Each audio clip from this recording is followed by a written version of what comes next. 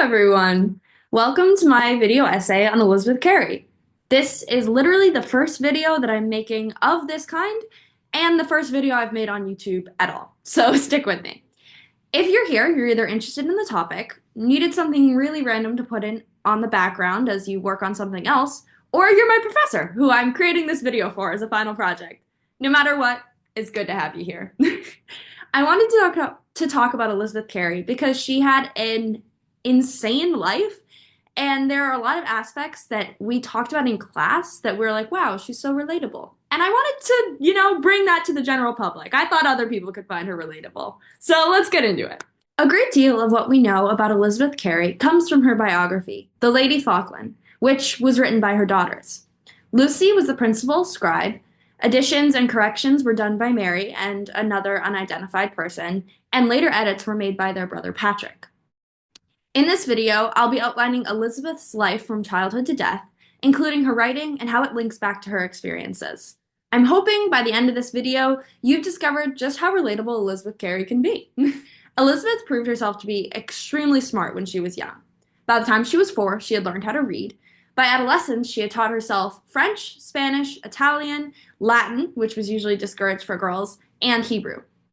As she grew older, Elizabeth would read by candlelight at night, leading her mother to attempt to ban her from doing so. My parents would definitely be able to commiserate with her. Instead of listening to her mom and her concerns about her ruining her eyesight, she started to bribe her servants, offering half a crown for each candle they gave her. By the time she turned 12, she was in a debt of 400 crowns, or 100 euros, to her servants, meaning she had used around 800 candles. I have to admit, I've never had to work so hard to read past my bedtime, but I admire her dedication to being a bookworm. Her father encouraged her intellect in multiple ways, including encouraging her studies at home. He gave her Calvin's Institutes, a huge book for a child her age, hoping she would come away from the book newly dedicated to its central tenets. Unfortunately for him, she instead came away with objections and contradictions she found in the text. This was the earliest example of Elizabeth disagreeing with Protestantism, a belief that would become an important part of her adult life. At the age of 10, Elizabeth saved a woman from being killed as a witch. Her father had brought her to a witch's trial, most likely in an attempt to encourage her intellect yet again. She noticed that the woman seemed to just be agreeing to anything they accused her of, and suggested that her dad ask the woman if she had also bewitched to death Mr. John Simmons. This was Elizabeth's uncle, who, unbeknownst to the woman, was also standing in the room. When the woman again agreed to the charge, it proved she was not a witch at all, and they set her free. It's telling that her father let her come to the trial in the first place, and secondly, listened to his 10-year-old daughter's advice in the middle of a trial. As you may guess, this wasn't something that usually happened. Side note, around this time, Elizabeth translated Seneca's epistles, Le Maire du Monde. At 15 years old, Elizabeth married Sir Henry Cary with a dowry of 4,000 euros in the first 2 years and the promise of 3,000 euros when Elizabeth's father died. The marriage was simply for financial gain on Henry's side, as the two weren't close, and according to her biography, she was not very attractive. Elizabeth's father arranged the marriage in the hopes that it would raise his social position, which absolutely worked, causing him to be knighted in 1604. Elizabeth being married off for money and social status is a heartbreaking prospect now, but no matter how prodigious Elizabeth was, her skills didn't matter when it came to the role she played in her society. When Elizabeth first got married to her husband, her mother got someone else to rewrite Elizabeth's letters so she didn't come across as intimidatingly smart to Henry, who was off at war. This sentiment was common at the time, as husbands didn't want their wives to be too intelligent. Their role was to be chaste, silent, and obedient, according to all the teachings that surrounded them. After her wedding, Elizabeth moved into the Cary household. When she moved into her mother-in-law's house, she started to write to her husband herself. The difference in style was so significant that her husband thought someone else had written these new letters. When he returned home, he questioned Elizabeth to make sure she had actually written them. But after figuring out she had been the author, actually liked her more because of it. Unfortunately, this is basically the only reference we have to him admiring her intelligence in her biography. When she did move into the Cary house, her mother-in-law, Lady Catherine, hoped that Elizabeth would entertain her while Henry was off at war. Unfortunately for her, Elizabeth was not on the same page. When Catherine restrained her to her room, hoping it would convince Elizabeth to entertain her, she found instead that Elizabeth enjoyed spending time alone in her room. She just entertained herself by reading. So then Catherine took away her books. But Elizabeth just focused on writing. Absolutely nothing this woman tried would work. Elizabeth was too good at entertaining herself. Definitely came from being raised as an only child and having to entertain herself without siblings, but I digress. As someone who loved going to plays, it's only fitting that Elizabeth ended up writing them. She wrote her first play, and The Life of Tamburlaine, in verse, in the early years of her marriage. When The Tragedy of Miriam was published, it became the first original play written by a woman ever published in England. Returning to a previous point of women's role in society, it truly was everything around them that sent the message of their position below their husbands in the social order. Protestants of the time insisted on a strict power structure in the household, calling marriages like small kingdoms where husbands needed to assert their rule. Additionally, King James claimed, "Ye are the head, she is your body. It is your office to command and hers to obey." There was an insistence on women being silent in nearly all areas of their lives, even as improvements were made, such as their being able to perform in plays. Women who did not speak meekly to their husbands were blemishes of their sex, monsters of nature, botches of human society. They were encouraged to just stay silent and allow their husbands to speak for them to avoid any such issues. According to her biography, Elizabeth did her best to be the ideal wife. She seemed to want Henry's approval and compromised on many things she hated when there was no perceivable compromise on Henry's part. She did her best to align her strong will with what her husband wanted. She was extremely afraid of riding horses, but did so often for years because Henry enjoyed riding and hunting so much.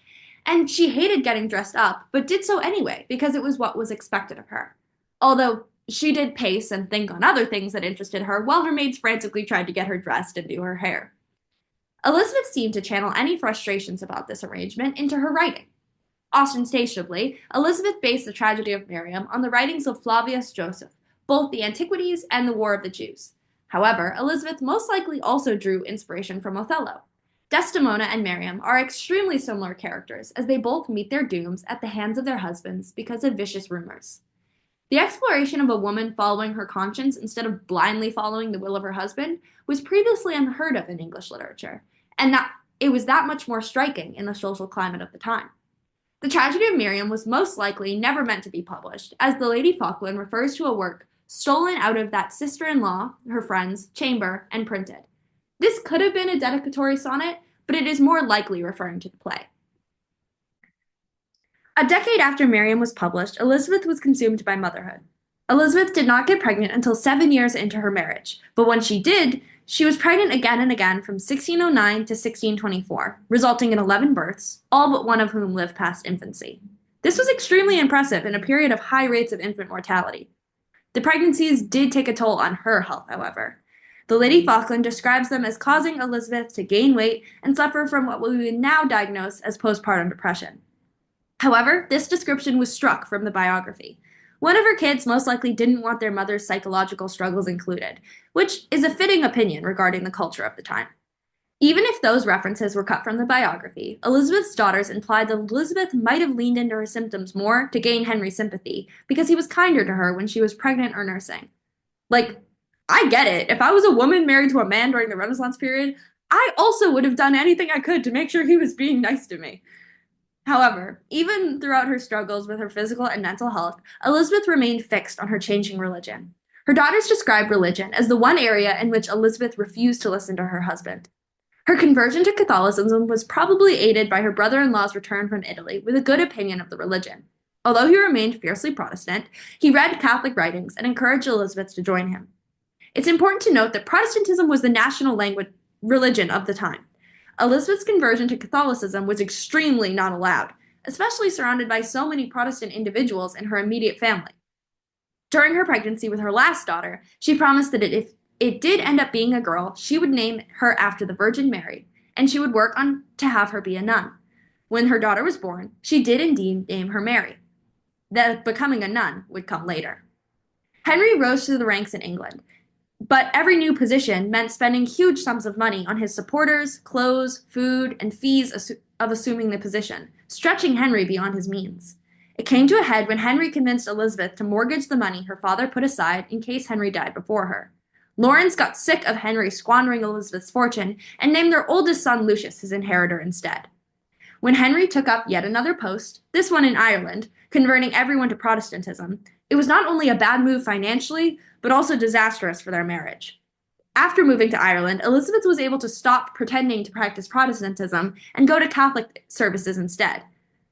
So to recap, Elizabeth has started practicing Catholicism, and Henry is supposed to get rid of every Catholic in Ireland.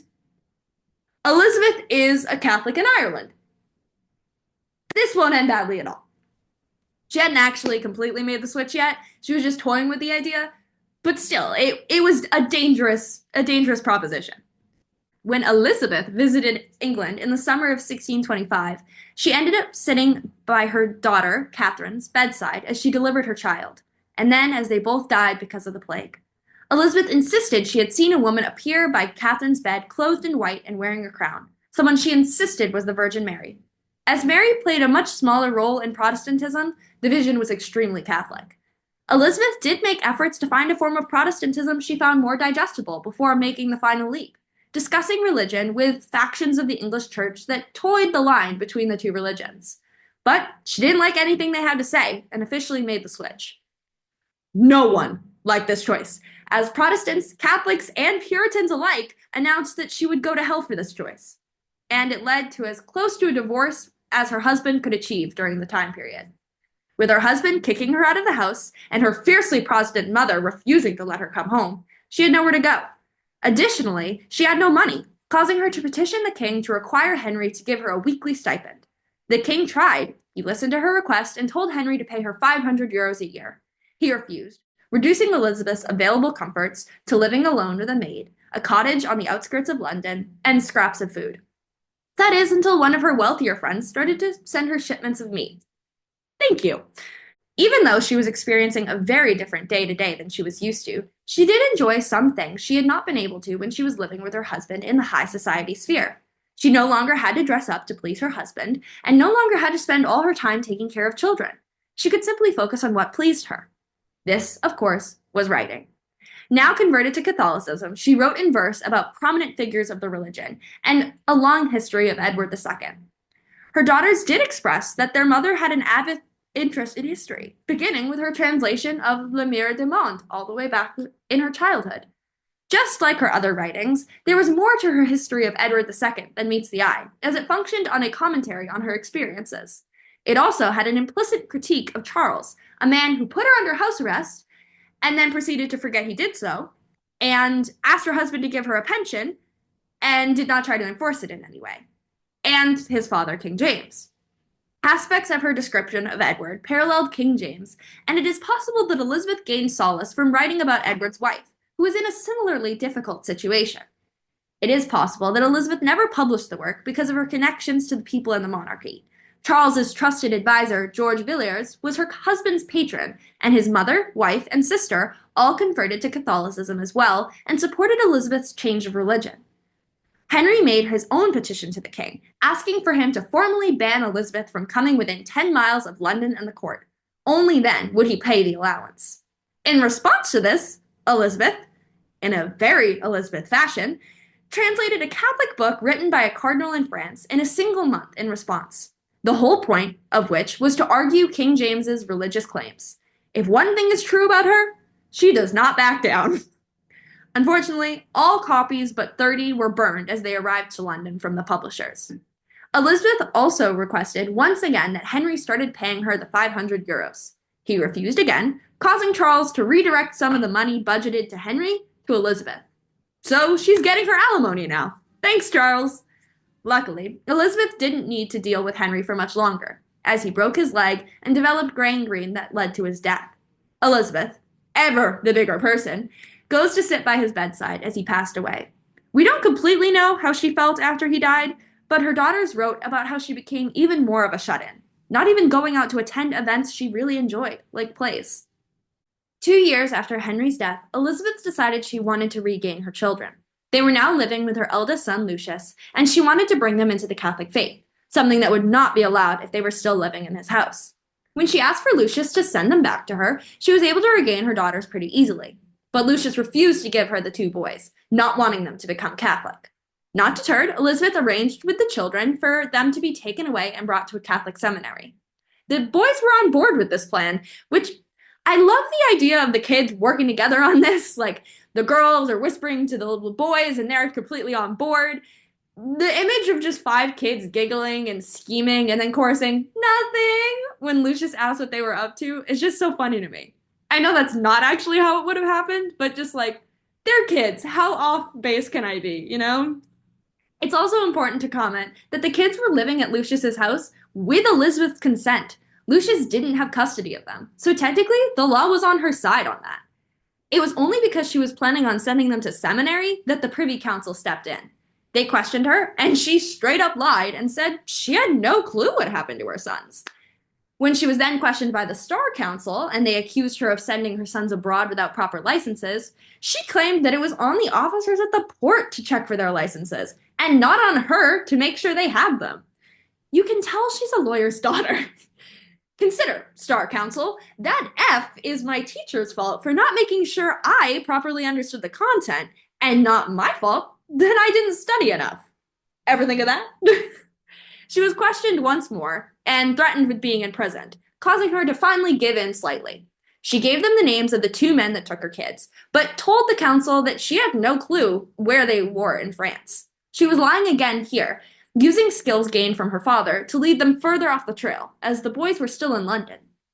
The boys arrived in France first and went to our convent of the Benedictine Fathers. Mary and Lucy followed and went to Our Lady of Consolation, Cambrai. Elizabeth came next, and then finally Anne. The boys became priests, and the girls became nuns. Thus, Elizabeth kept her promise that she made when she was pregnant with Mary. She named her Mary, and she did everything in her power to make sure she became a nun. Elizabeth's life came to an end on October 19th, 1639. She died of consumption at 54 or 55 years old. Her funeral was in the Catholic tradition, and she was buried at a cemetery next to the chapel of Somerset House. Needless to say, Elizabeth Cary had an insane life. From a childhood of impressive intelligence to a career in writing emulating the society of the time to a bold change in religion against all advice, Elizabeth followed her internal compass. She's so similar to people I know currently, it's crazy to think she lived so many centuries ago. She rejected the ideas of the time and lived a life true to herself. Something I think we should all try to emulate.